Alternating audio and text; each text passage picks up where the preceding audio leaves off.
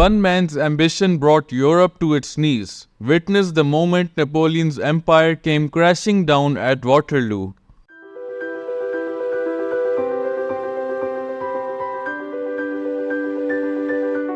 Battle of Waterloo, Napoleon's final defeat, ending 23 years of recurrent warfare between France and the other powers of Europe. It was fought during the 100 Days of Napoleon's Restoration, 3 miles south of Waterloo village, between Napoleon's 72,000 troops and the combined forces of the Duke of Wellington's allied army of 68,000 and about 45,000 Prussians, the main force of Gebhard Lieberich von Blücher's command.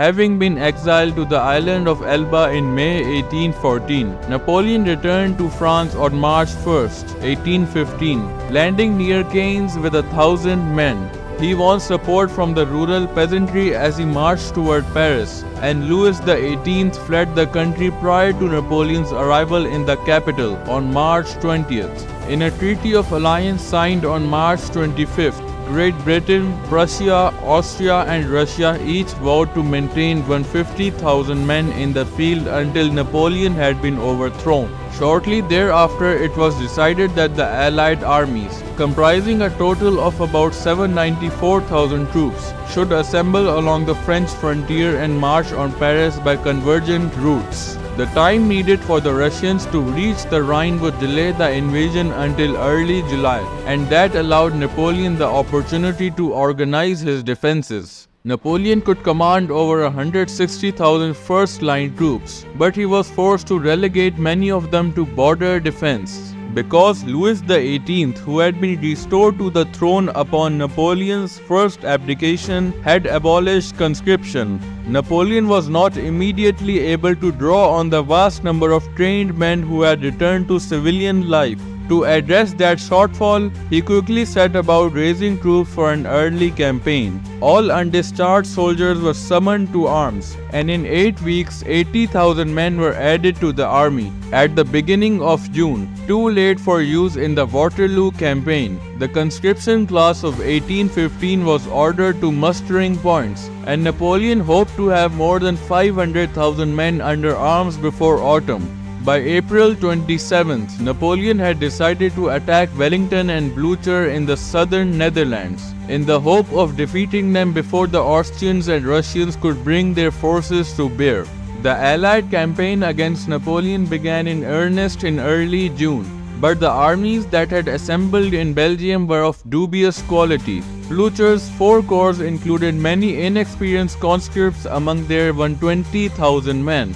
Wellington, whose forces numbered more than 93,000 before the campaign began, characterized his own army as infamous. Of the 31,000 British troops under his command, most had never been under fire. Many of the 29,000 Netherlanders under William, Prince of Orange, were unreliable, having served under Napoleon little more than a year before. The remainder of that polyglot army was made up of some 16,000 Hanoverians, roughly 6,800 Brunswickers, and the 6,300 men of George III's German Legion. Only the last contingent, veterans of the Peninsular War, could be safely trusted in a crisis. Thus, the majority of the troops arrayed against Napoleon were no match for the highly enthusiastic and largely veteran French force. Wellington and Blücher had agreed to come to each other's assistance should either be attacked, but the lack of any real preparation prior to June 15th shows that little serious attention had been given to such a possibility.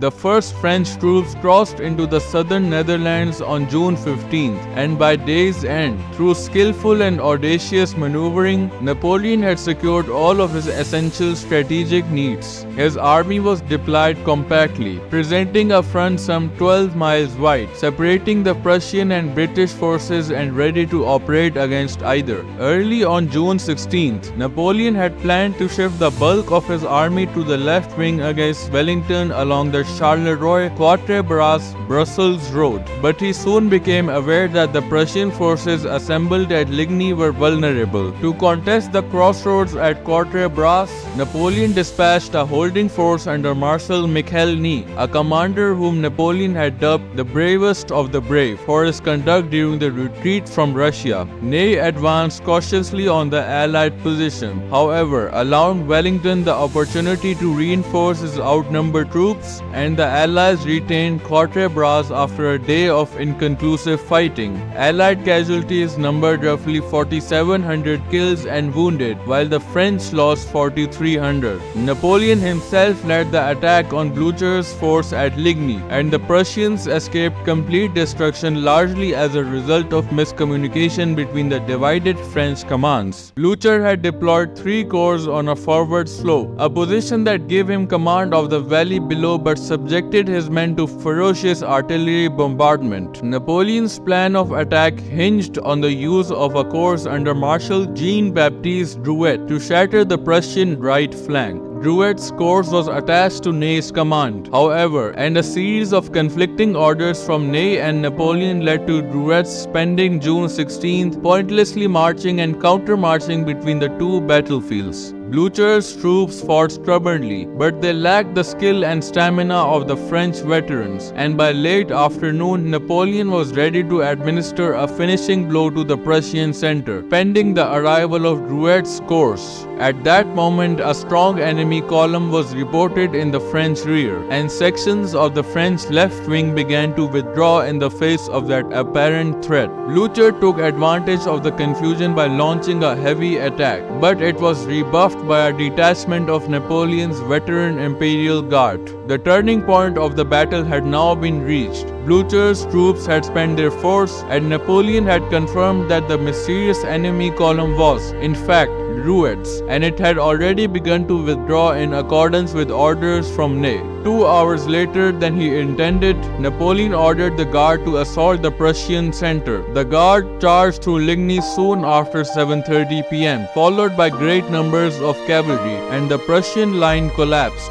Adolphe, Baron von Lutzow, spurred his cavalry unit into a failed countercharge that led to his capture by the French, and the 72-year-old Blucher had his horse shot from under him while securing the Prussian retreat. Pinned by the dead animal and the cavalry battle continuing around him, Blucher was rescued by his aide-de-camp and borne away from the field. Darkness and the stubborn resistance of the two Prussian wings prevented Napoleon's success in the center from turning the defeat of the Prussian into a rout. The victory was considerable. Prussian casualties were more than 12,000, while the French lost approximately 10,000. During the night, a further 8,000 Prussians, recruited from former provinces of the French Empire, deserted Blucher and fled east toward Liège, away from the French and the larger engagement to come. Blucher's forces, temporarily under the command of August Count Neihard von Gneisenau, continued their retreat toward Wavre on June 17th, leaving the French free to turn against Wellington. Napoleon was uncharacteristically slow to seize upon the advantage he had gained.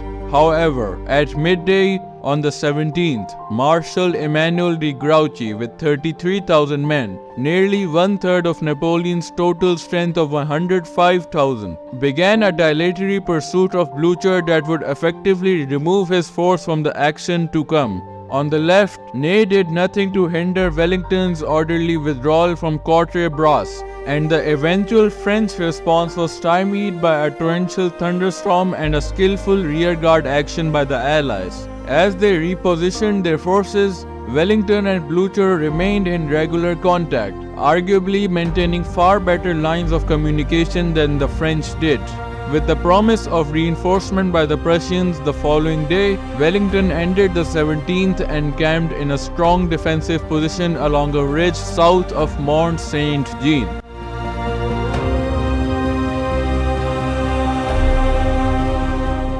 The site of the battle on June 18th comprised two low ridges separated by a valley that was at no point more than 1,200 yards in breadth. Wellington's first line of defense was an unpaved road from Braine-l'Alleud, which ran just south of the village of Mont Saint-Jean along the crest of the northern ridge. Its thick hedges offered excellent cover, and most of Wellington's troops were placed on the ridge reverse slope to shelter them from the French artillery. Two advanced posts located about 500 yards in front of the main line added greatly to the natural strength of the position and proved critical in the battle to come. The chateau and its grounds at Hougoumont, and roughly 1100 yards to its east, the farm and sandpit at La Haye-Sainte. Less important outposts were at the farms of La Haye and Papelotte, farther to the east. Although Wellington had made expert use of the terrain, his 67,661 men and 156 guns would barely suffice to preserve his front until evening against Napoleon's 71,947 men and 246 guns. Napoleon drew up his forces on the southern ridge on La Belle Alliance, 1200 yards south of Wellington's position. Before assaulting the center of the British line, Napoleon ordered a diversion against Hougoumont. The sodden ground compelled Napoleon to delay the start of hostilities, and at 11:35 am, the first shots of the Battle of Waterloo were fired by one of Marshal Honoré Charles Riley's artillery divisions. Thus began a mismanaged attack on the chateau, which would absorb increasing numbers of French troops without drawing defenders from Wellington's center.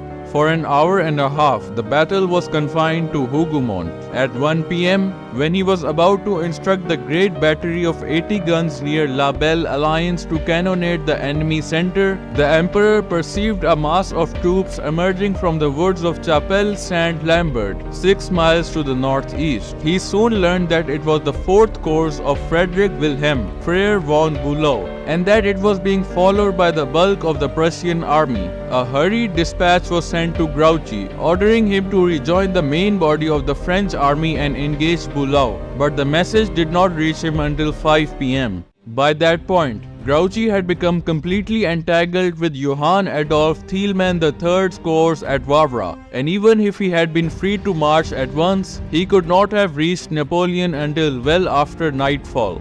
Napoleon still hoped to defeat Wellington before the Prussians could arrive in force. 2 cavalry divisions were sent to form a screen in Bülow's path, and a corps under Georges Mouton, Count de Lobau, was placed behind them. By 1:30 p.m., those arrangements had been completed. The battery near La Belle Alliance opened fire, and 18,000 infantry under Ney and Drouet advanced on the Allied center a half hour later. No cavalry accompanied the attack, and the British infantry met Drouet's men with maximum firepower. Many of the attackers marched in an unusual formation, in 3 divisional columns, 200 men wide and 24 to 27 ranks deep. Thus, they were unable to return fire effectively and were very vulnerable to artillery. La Haye-Sainte was attacked, but not taken, and Papelotte was occupied. Wellington's cavalry commander, Henry Paget, Earl of Uxbridge, now threw his horsemen against the disorganized French columns and the numerically inferior cavalry coming up behind. The French withdrew from Papelotte in good order, but elsewhere they failed to stem the advance of the enemy horsemen. Flushed with success, Lord Edward Somerset and Sir William Ponsonby's cavalry ignored Uxbridge's call to return and charge the French lines. Ponsonby was killed and 2,500 English horsemen, a third of those taking part, were lost in a largely pointless action. In spite of that reverse, Wellington had surmounted the first crisis. Drouet's corps had been driven back from the slopes before the British lines with severe casualties and the loss of 3,000 prisoners.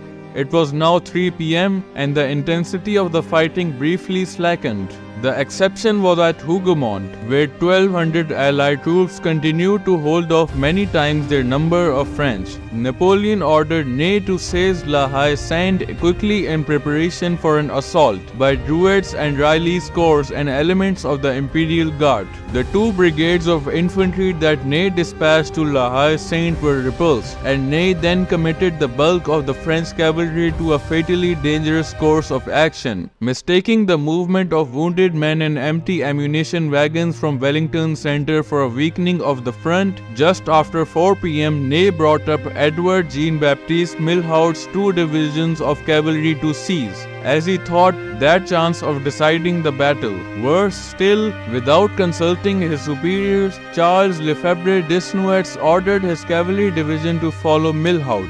The British responded by forming infantry squares, hollow defensive formations several ranks deep that had proven to be especially effective at breaking cavalry charges. Although the French horsemen were extremely determined, a massed cavalry attack had little chance of success when delivered virtually without infantry and close artillery support against unbroken English squares. English gunners took a heavy toll of the 5,000 cuirassiers mounting the slopes between Hougoumont and La Haye-Sainte. Driven off by Uxbridge's remaining cavalry, the cuirassiers reformed, but their second attack also failed. Although very critical of Ney's premature use of unaccompanied cavalry, Napoleon decided to stand by Ney's action. François-Étienne Kellermann's 2 cavalry divisions were sent to support Ney, and they were joined, possibly without Napoleon's orders, by Claude-Étienne Gouillard's division of cavalry from the Guard. There were now 9,000 cavalry about to attack on a front reduced to 500 yards by the zones of fire around Hougoumont and La Haye-Sainte. Meanwhile, on the French right flank, at about 4:30 p.m. and after an 11-hour march through difficult country, Bulow's leading divisions opened fire from Paris Wood on the French cavalry screen. Lobau resolved to engage the Prussians before Bulow could deploy the rest of his force, and he held his ground, though increasingly outnumbered. Blücher, who had accompanied Bulow's corps, switched the Prussian attack to Plancenoit, forcing Lobau to fall back and detach a brigade to defend the village. Sheer numbers eventually forced the French out of Plancenoit, and Napoleon dispatched Philippe Guillaume Duhem's division of the Young Guard to recover it. Duhem's success there relieved the pressure on the French right flank for the moment.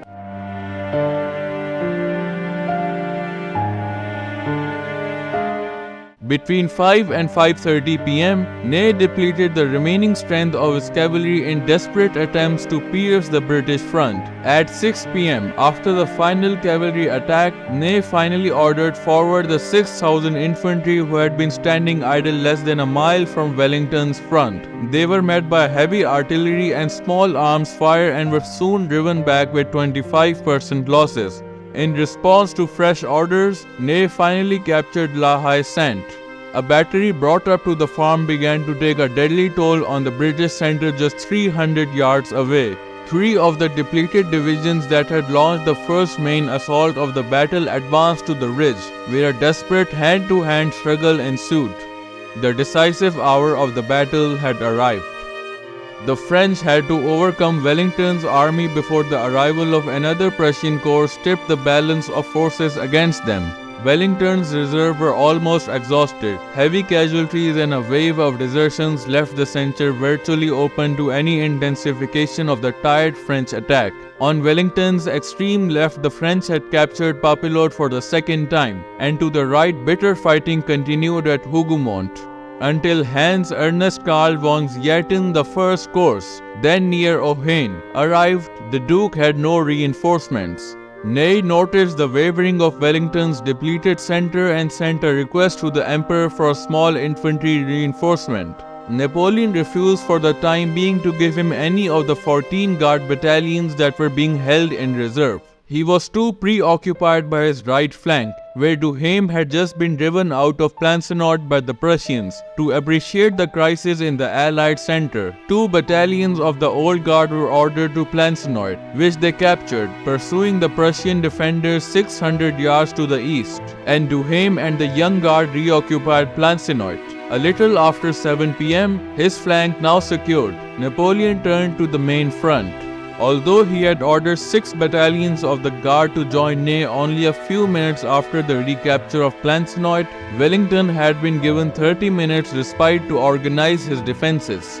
Zieten had at last come on the British left, freeing infantry and cavalry to shore up Wellington's threatened center. Wellington then cleared the exhausted French from the ridge before they could be reinforced by the Guard and silence the battery at La Haye Sainte. Instead of taking the shortest route up the Brussels road, which offered considerable cover, Ney led the 5 battalions that took part in the assault across the unprotected slopes. 5 battalions, even of such excellent and determined troops, could not hope to prevail for long against the numbers of men and guns which lay in their path. The flight of the survivors of the assault was the signal to the troops in their rear and on their right that the battle was lost, and a wholesale and disorganized withdrawal began.